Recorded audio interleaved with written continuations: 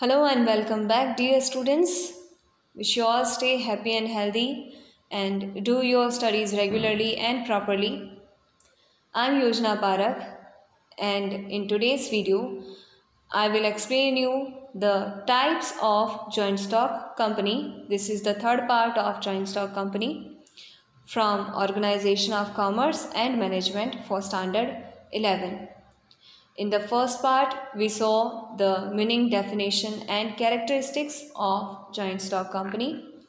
And in the second part, we saw advantages and limitations of joint stock company. Now, in this video, I will explain you different types of joint stock company according to different point of view. So let us begin now. This is the structure of joint stock companies types or kinds. So the first one is statutory company. Second one is according to the viewpoint of number of members. How many number of members a company is holding. So on that basis there are three types: public company, private company and a one person company. Again, in public company, there are three subtypes: company limited by share capital, company limited by guarantee, and company by unlimited liability.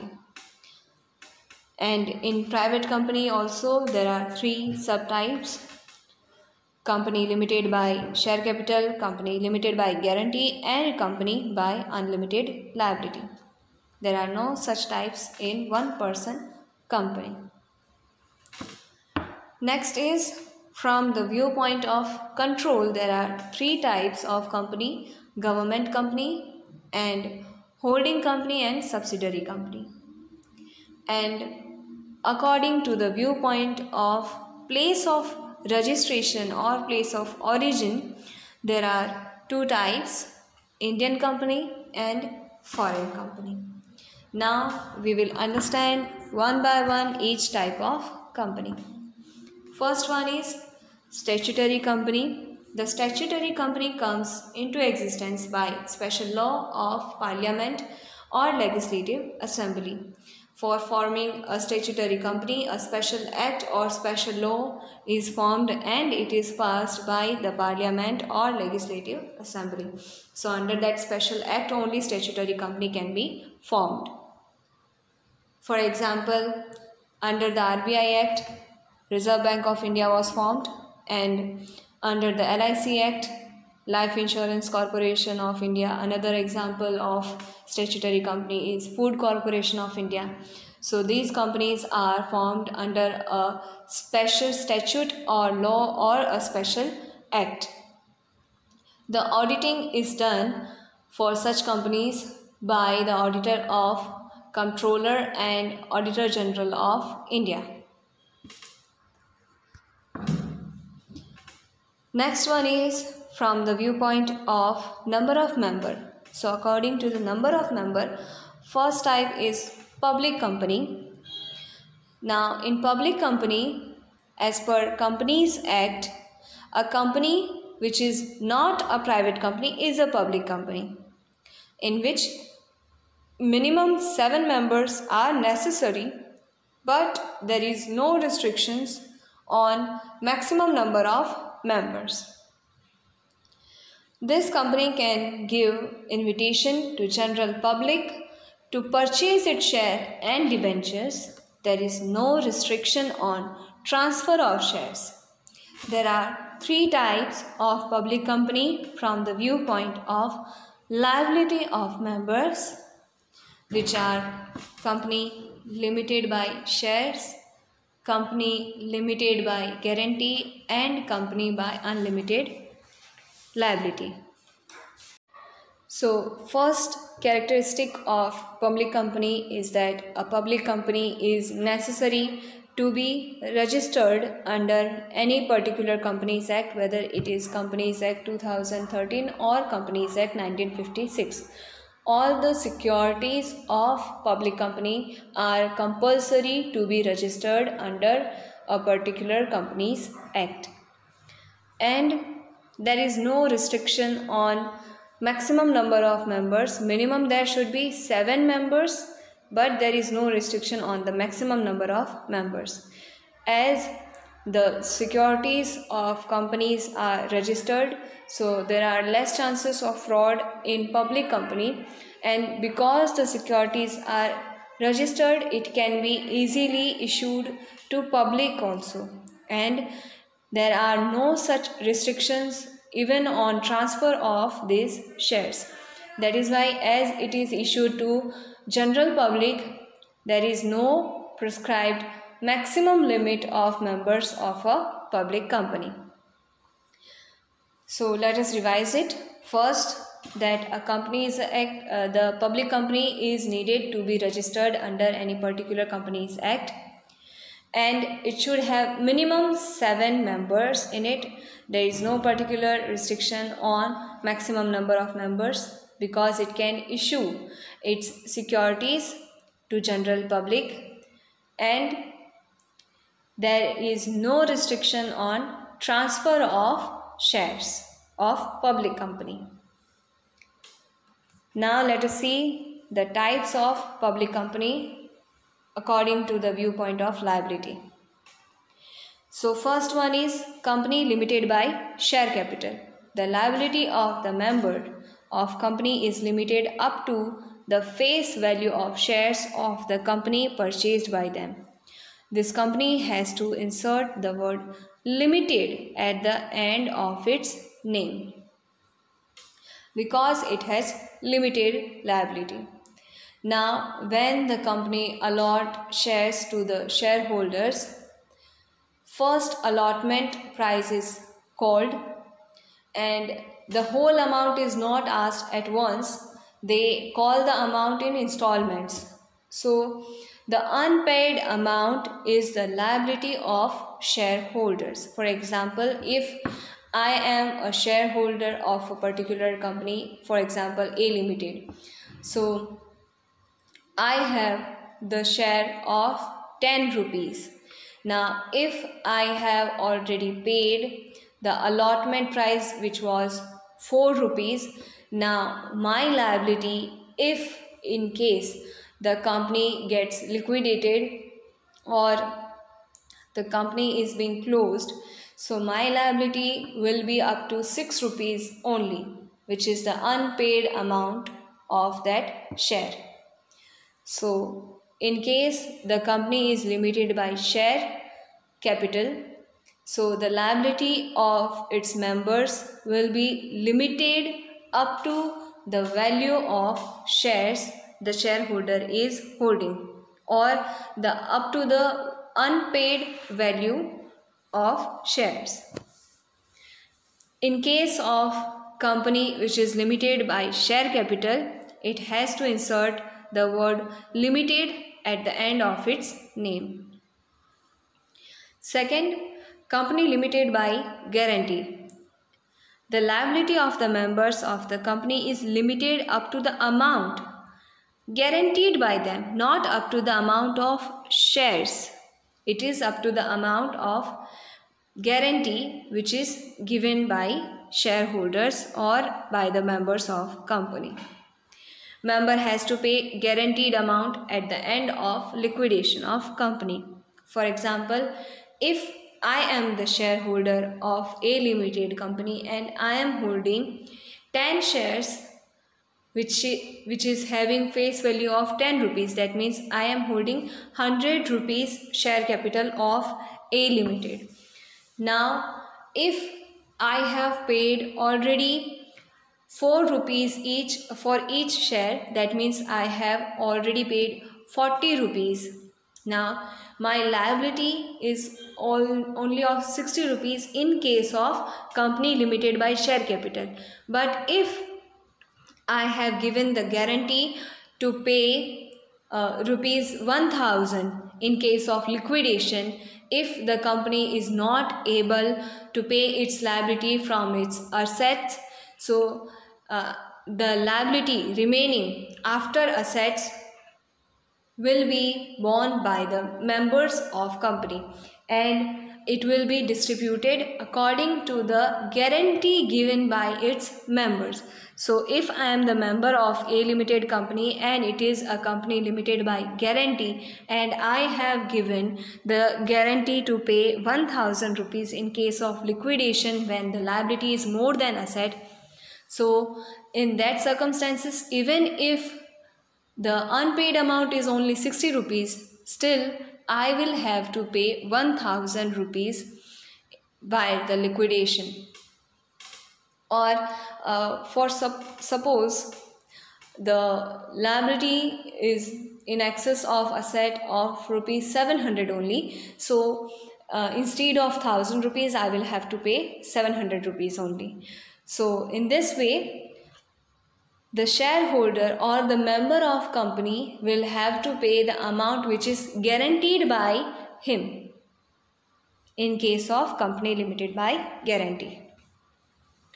Third one is company by unlimited liability. This is very rare type of company. In this, the liability of member is unlimited. If the debt of company exceed its assets at the time of liquidation, so the members become liable personally. In case of liquidation of the company, members will have to pay contribution from their personal assets, and the amount won't be certain. In case of company limited by share capital, the amount is certain up to the unpaid amount of share. And in case of company limited by guarantee, the amount is certain up to the guarantee given by them. But in case of unlimited liability, the amount which a member will have to pay is uncertain. Next is private company. Private company is a company which has minimum 2 members and maximum 200. By this you can understand that they cannot issue the shares or securities to general public, and there are restrictions on issuing and transferring of shares because there is a particular limit of maximum members of a private company.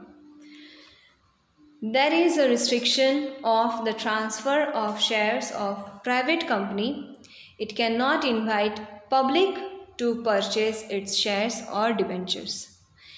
There are 3 types of private company from the viewpoint of liability of members.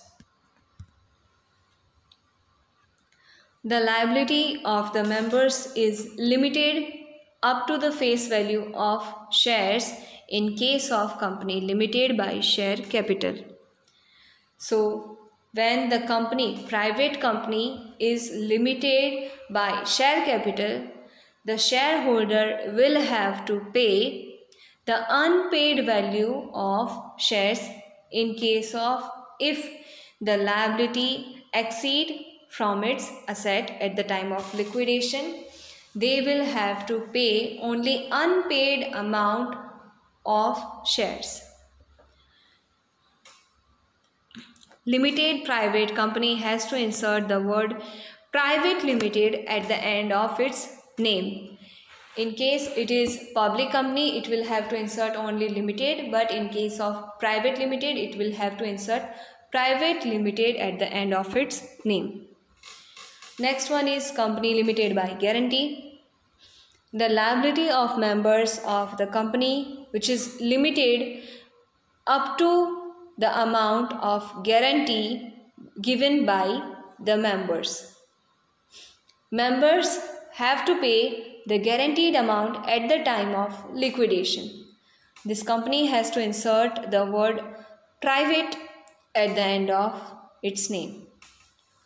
Now, in case when the company is limited by guarantee, so the liability of members will be up to the amount which they have given as guarantee. For example, if I am the shareholder of a private company which is limited by guarantee, and if I have the shares of 1000 rupees, among which I have already paid 60% of the price. Now, if I have given the guarantee to pay 4000 rupees at the time of liquidation, if the liability exceed from its assets. So, for example, when the liability is contributed among its members and I get the liability of 4000 rupees, so I will pay 4000 rupees. If I get the liability of 5000 rupees, then also I will have to pay 4000 rupees only, and if I get liability of 2000 rupees, so I will have to pay 2000 rupees. That means I will have to pay the least amount, whether it is the amount of guarantee or the amount of liability which is given to the member of the company by the company. So in this way, the company limited by guarantee, if the company is limited by guarantee, the member of that company will have to pay the amount of guarantee which they have given only. And the company which is limited by guarantee has to insert the word private at the end of its name. Next is company with unlimited liability. The company which is having unlimited liability, the members of that company will have to pay the liability from their personal asset in case of liquidation, where the debts are exceed from its asset. So in that circumstances, during liquidation, when the assets are less than its debt, so the members of that company which is which has unlimited liability, so the members of that company will have to pay the amount of liability which is contributed to them by their personal assets. Let us take a quick revision. A private company is not compulsory to be registered under any Companies Act, while the public company is necessary to be registered under any Companies Act. There is a limit of members, minimum there can be 2 and maximum there can be 200 members in a private company, while there is minimum limit of 7 members and there is no particular maximum limit for maximum numbers involved in a public company. And there are restrictions on issue and transfer of shares of private company, but there are no such issues or restrictions for the issuing or transferring of shares of public company. And private company cannot invite public to purchase its shares or debentures if it is not registered. While because the public company have to register its all securities, so it can invite general public for transfer for issuing the shares or debentures, and it can easily transfer it also. So because of private company is not compulsory to be registered, so if the securities of private company, any of the security of private company which is registered, then only it can be issued or transferred among general public. But if it is not registered under Companies Act, any of the security of private company which is not registered under Companies Act, they cannot issue it to public company, and they will have to follow such restriction which are formed by Companies Act for private company, which they will have to follow at the time of transfer of shares. So first, private company do not have to be registered under Companies Act compulsorily, and if it gets registered, it's any of security, So only that security can be issued to public and can be transferred. Otherwise, if the securities of private company which are not registered, they cannot issue it to public, and there are some restrictions which they have to follow at the time of transfer of its shares. There is minimum limit of members and maximum limit of members a private company can have, which is minimum 2 members and maximum 200 members. So the private company cannot go for issue of its shares to public. Now there are 3 types of private company. First one is company limited by share capital, company limited by guarantee, and company with unlimited liability. In case of company limited by share capital, the member of company will have to pay the unpaid amount of share at the time of liquidation when the asset is less than its liability. So their liability will be limited up to the unpaid amount of share. And the company which is private and limited by share capital will have to insert the word private limited at the end of its name. Second one is company limited by guarantee. In that, member of that company will have to pay the amount or up to the amount of guarantee which they have given to the company at the time of liquidation. If the liability exceed its asset, so the liability will be contributed among the members, and members will have to pay the liability up to the amount they have given as guarantee. And the private company which is limited by guarantee have to insert the word private at the end of its name. Third is company with unlimited liability, which is very rare. In that, the member of company will have to bear unlimited liability in case of liquidation when the liability exceeds its asset. So the liability will be contributed among its members, and those members will have to bear that liability from their personal assets. Third one is one person company. One person company means a company in which one person is a member. Only one person is a member. One person or private company can enter into contract with director who is its member. A written consent of such person is essential in one person company. Because in private and public company, the directors or board of directors are elected by the voting of their shareholders. Now where there is one person company, there are no such shareholders, so the director will be appointed by the owner who is the single person. So they will have to enter in a contract. A written consent of such person is essential in one person company. In addition, the memorandum and article are to be presented before the registrar of companies at the time of incorporation of company which is one person company. So that company also have to form memorandum and article of association and have to be registered.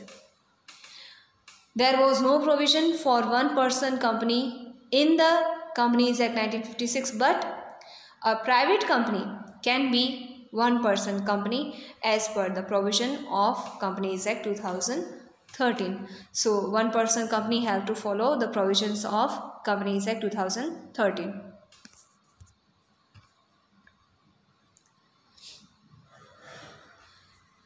See, from the viewpoint of control, there are 3 types: government company, holding company, and subsidiary company. In government company, if the minimum 51% of the paid up capital of a company is held by central government or state government, or more than one state government or central government and one or more than one state government, is called government company. We know that we have only one central government and there are 29 state government. So a government company can be formed if the paid up capital, among that paid up capital, if 51% of its is held by central government or one or more state government, either jointly or only by central government or only by one or more state governments, so then only it can be a government company.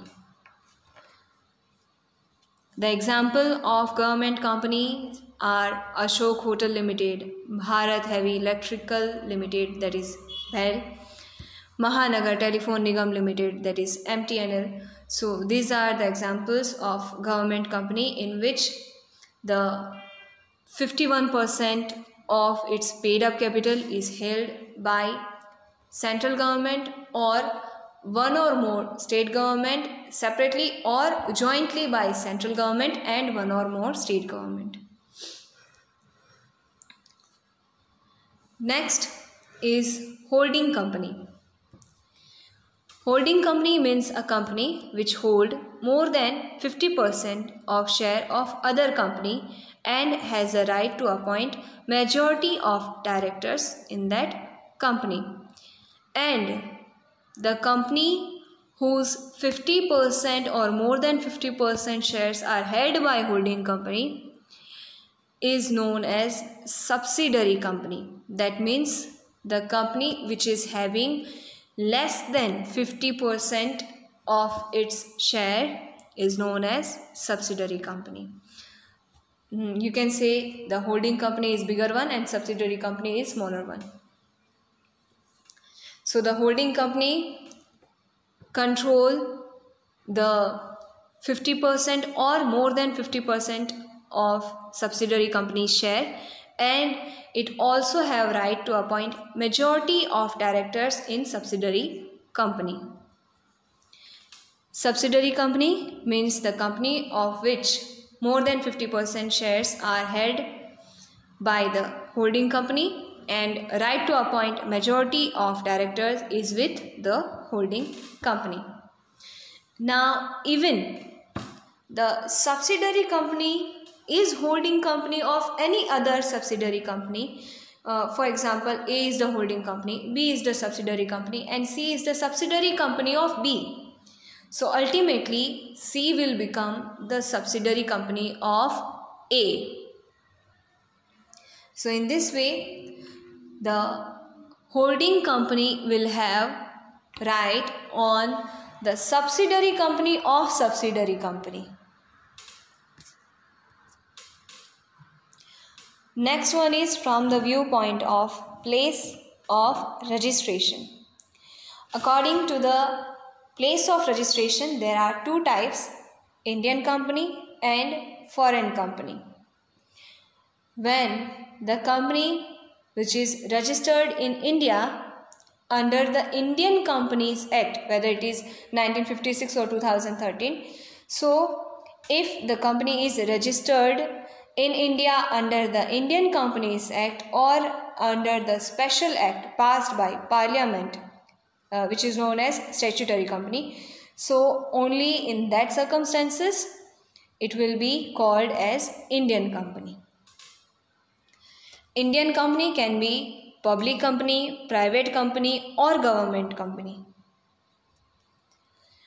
Next one is foreign company. A foreign company which is registered outside India, whose registered office is not in India and whose place of business is in India, is called foreign company. For example, Coca-Cola, Pepsi, these are foreign companies in India who have their registered office outside the India, and these companies are registered outside India under any other companies, any other country's Companies Act. So these companies are known as foreign company, which have been registered in any other country and have the registered office in any other country, but they are having business in India. Now let us take a quick revision of all the types of companies.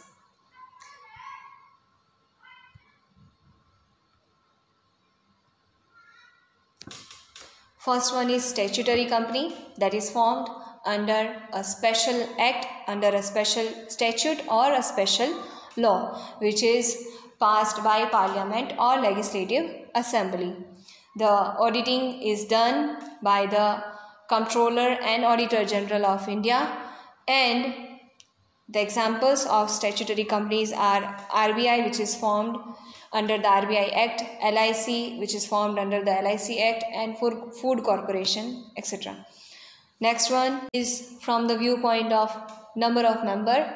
So first one is public company, which has to be registered compulsory under any Companies Act, and it has to register its all securities, its shares, debentures, bond, everything. All securities have to be registered before the registrar under any particular Companies Act. It has minimum limit of number of member, which is 7, and maximum there is no limit on the number of members. Because it is registered, it can issue the shares to general public, and it can easily be transferred. There are no such restrictions on issuing or on transferring of shares of public company, and there is no restriction on the maximum limit of members of public company. Because it is issuing it to general public, so there can be numerous shareholders and members of public company. That is why no maximum limit is prescribed. A public company has 3 types. First one is company limited by share capital, in which the members of public company will have to pay unpaid amount of shares at the time of liquidation if the liability exceed its asset.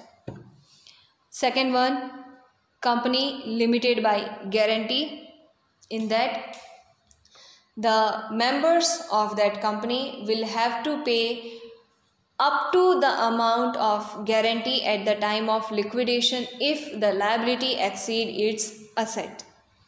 And third one is company by unlimited liability, which is very rare. In that case, the company, the member of that company will have to bear unlimited liability at the time of liquidation if the liability exceed its asset, so that remaining liability will be contributed among its members, and they will have to pay the liability from their personal asset. The company limited by share capital have to insert the word limited after its name in case of public company limited by share. Next one is private company. The private company is not compulsory to be registered under any Companies Act, and it is not compulsory for private company to get its securities registered under any Companies Act. The private company has limit of its minimum and maximum number of member. Minimum there can be 2 members and maximum there can be 200 members in private company. For example, Flipkart Private Limited. So this is a private company in which they have minimum number of member 2 and maximum they can have 200 number of members, and they cannot issue their securities to general public, and there are some restrictions even on transferring of shares. It is not compulsory for a private company to be registered under any Companies Act. Again, it has 3 types. Company limited by share capital, in that the member of private company will have to pay up to the amount which is unpaid on the shares. at the time of liquidation when the liability exceed its asset. Second, the private company which is limited by share has to insert the word private limited at the end of its name. Now, second type is company limited by guarantee. In that, the member will have to pay the amount up to the guarantee which they have given to the company at the time of liquidation if the liability exceeds its assets. And that company will have to insert the word private at the end of its name. Third is company by unlimited liability, which is again very rare, and the company with unlimited liability are formed for certain reason if they have to maintain the secrecy or they want to create their credit worthiness that they are the owners and they can bear the liability by themselves only, which is unlimited to them. So only in those circumstances the unlimited liability company is formed. Now in unlimited liability company, the members will have to bear unlimited liability and will have to pay the liability from their personal asset in case of liquidation. When the liability exceeds its asset, the liability will be distributed among its members and the members will have to pay the liability from their personal assets. Third one is one person company. As there is only one person, there are no shares, so there won't be any issue or transfer of share. As there is one person only, the board of directors are not elected as like in public company and private company, because the public company and private company are having shareholders. Those shareholders elect the board of director of the company by voting, but in one person company, as there are no shareholders, so the director of that company will be appointed by the owner, which is a single person of the company. So the owner will have to come into contract with that person and there should be consent from that person of being appointed as director to that one person company. Next is from the viewpoint of control. There are three types: government company, holding company and subsidiary company. In government company, government hold more than 50% of the share of company. It is held by central government or one or more state government, either separately or jointly by central government and one or more state government. So if more than 51% shares, that means controlling block, is with government, then only it can become government company. Next is holding company and subsidiary company. The holding company is bigger one and subsidiary company is smaller one. The shares of subsidiary company, among which 50% or more than 50% shares are held by holding company and the control is in holding company and they can elect majority of its board of director. So the company who is holding maximum amount of shares is known as holding company, and the company which is holding minimum amount of shares is known as subsidiary company. Even the subsidiary company of subsidiary company become the subsidiary company of holding company. I gave you the example that if C is subsidiary company of B and B is subsidiary company of A, that means ultimately C becomes the subsidiary company of A. So the holding company will be holding 50% or more than 50% shares of subsidiary company, and the subsidiary company will be holding less than 50% shares, and the majority of board of directors, the right to elect majority of board of directors will be with holding company, and the company which is held by holding company is known as subsidiary company. Next is from the viewpoint of place of origin. There are two types, Indian company and foreign company. The origin of Indian company will be in India. That means Indian company will be registered in India according to the Indian Companies Act, and it will have its registered office in India only. If the company is foreign company, it will be registered under any other country's Companies Act, and it will have its registered office in any other country, but it will be having its business in India. So that is known as foreign company. Indian company can have business in foreign country, but it should have its registered office in India only. So these were the types of companies. Now we come to an end of this video. I hope you all are able to understand all these types of companies, and wish you all the best for your studies.